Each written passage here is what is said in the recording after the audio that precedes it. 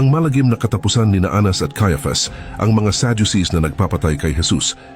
Sa madidilim na bahagi ng kasaysayan, matatagpuan natin ang malagim na katapusan ni Anas at Caiaphas, ang mga Sadducees na may kinalaman sa pagpapatay kay Jesus. Ngayon, iniimbitahan ka naming sumama sa isang paglalakbay pabalik sa nakaraan para tuklasin ang mga sikreto at kontrobersya sa likod ng buhay ng dalawang makapangyarihang taong ito. Malaki ang naging epekto nila sa isang napakahalagang bahagi ng kasaysayan ng sangkatauhan, at sa istoryang ito, may mga aral tayong pwedeng pagnilayan. Si Anas ay na-appoint bilang high priest mula year 6 hanggang year 15 pagkatapos ipanganak si Kristo.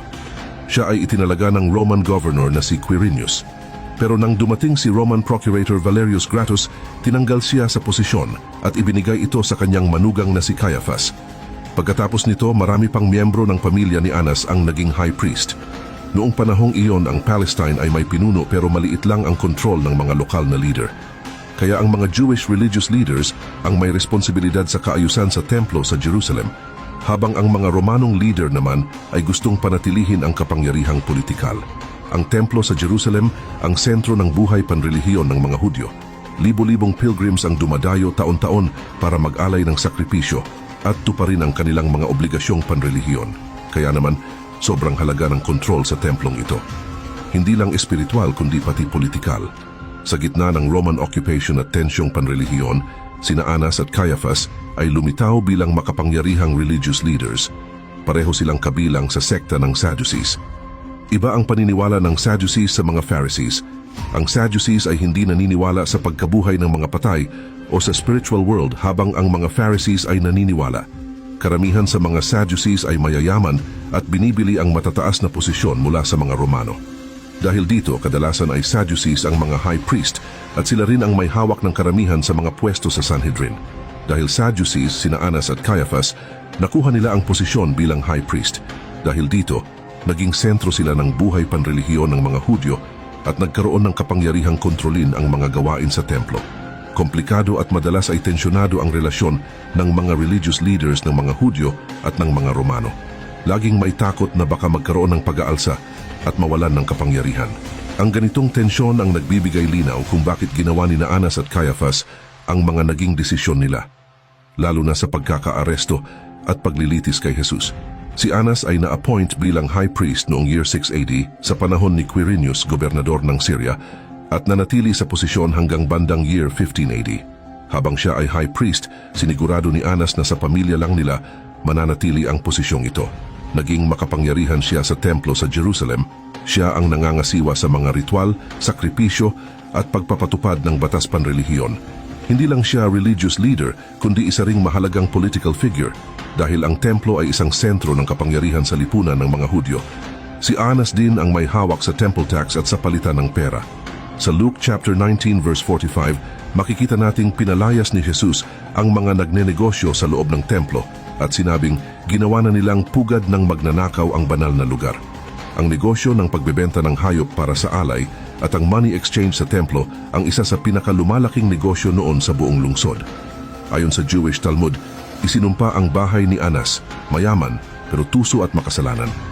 Kasama ng mga korap na religious leaders, itinuturing silang dahilan ng paglapastangan sa templo ng Diyos.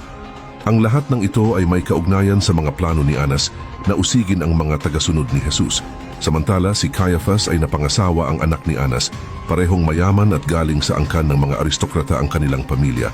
Na-appoint si Caiaphas bilang high priest noong around year 1880 ni Valerius Gratus. Ang pagkakatalaga sa kanya ay isang mahalagang bahagi sa kwento sa Biblia.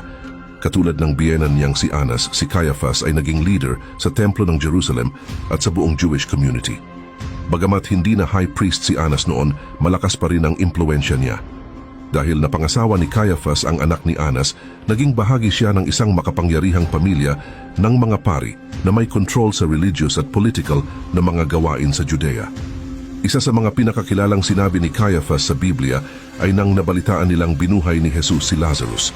Umabot ang balita sa konseho at doon sinabi ni Caiaphas ang kanyang tanyag na linya na matatagpuan sa John chapter 11 verses 49 to 50. Wala kayong alam, hindi nyo ba naiisip na mas mabuti nang mamatay ang isang tao para sa bayan kaysa ang buong bansa ang mapahamak? ipinapakita ng sinabi ni Caiaphas ang paniniwalang ang kamatayan ni Jesus ay makakaiwas sa kaguluhan at makakabuti sa interes ng mga religious leaders. Parang naging propesiya pa ito na si Jesus ay mamamatay hindi lang para sa bayan, kundi para pagsamahin ang mga anak ng Diyos na nagkahiwa-hiwalay. Ayon sa kwento sa Biblia, matapos ang pahayag na ito ni Caiaphas, nagkasundo ang buong konseho na ipapatay si Jesus. Habang lumalaganap ang ministeryo ni Jesus, tumitindi rin ang tensyon sa pagitan niya at ng mga religious leaders, lalo na sina Anas at Caiaphas. Si Jesus kasi ay nagturo ng mga aral na sumasalungat sa ilang tradisyon ng mga relihiyosong pinuno noon, kaya direktang nasagasaan ang kapangyarihan ng mga ito. Dito nagsimula ang sunod-sunod na pangyayari. Inaresto si Jesus at dinala muna kay Anas para imbestigahan at pagkatapos ay kay Caiaphas na siya noong high priest. Sa mga investigasyong ito, pilit nilang hinanap ng ebidensya laban kay Jesus para maakusahang lumalapastangan sa Diyos at nagtutulak ng rebelyon. Pero halos hindi nagsalita si Jesus. At wala rin silang nahanap na matibay na dahilan. Dahil dito napagdesisyonan nilang ipadala si Jesus kay Roman Governor Pontius Pilate para litisin at ipataw ang parusa. Sina Anas at Caiaphas ang isa sa mga pangunahing naggiit na si Jesus ay mamatay, kaya sila ang may malaking bahagi sa naging pagpapako kay Jesus sa Mount Golgotha. Pagkatapos ng muling pagkabuhay ni Jesus, hindi naniwala si Caiaphas sa mga patunay. Dahil dito, ipinakulong niya at sinubukang ipapatay sina Peter at John. Kasama rin siya sa nanguna sa pagpapatay kay Stephen at binigyan pa niya ng permiso si Saul para hulihin ang mga Kristiyano sa Damascus. Malaki ang naging papel ni Caiaphas sa pag-uusig sa mga Kristiyano dahil tinuturing niya silang banta sa kapangyarihan ng relihiyon at gobyerno. Pero noong year 36 AD, tinanggal siya sa pwesto ni Vitellius, ang Roman governor ng Syria. Kasabay nito, tinanggal din si Pilate sa pwesto. Ayon sa ilang kwento, malagim ang naging katapusan ni Caiaphas. Siya raw ay pinatay at kinaladkad ng mga Romano sa gitna ng isang pag-aalsa ng mga Hudyo noong year 36 AD. Natuklasan naman ang libingan ng pamilya ni Caiaphas noong year 1990 habang gumagawa ng kalsada sa isang lumang kuweba sa gilid ng bundok sa Jerusalem. Si Anas naman ay sinasabing namatay sa matinding pagsisisi. Inuuntog daw niya ang kanyang ulo sa pader matapos niyang mapagtantong siya ay naging dahilan ng pagkamatay ng Mesiyas. Dagdag pa rito, ang apo ni Anas na anak ni Theophilus ay na-appoint bilang high priest ni Agrippa I noong year 65 AD bilang kapalit ni Jesus of Gamala. Siya na ang huling naging high priest bago tuluyang wasakin ng mga Romano ang Second Temple noong year 70 AD.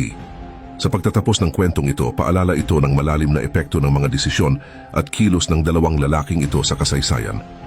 Ang kanilang papel sa pagkakapako kay Jesus ay nagpapakita kung gaano kakomplikado ang buhay at ang mga desisyong humuhubog sa ating kapalaran.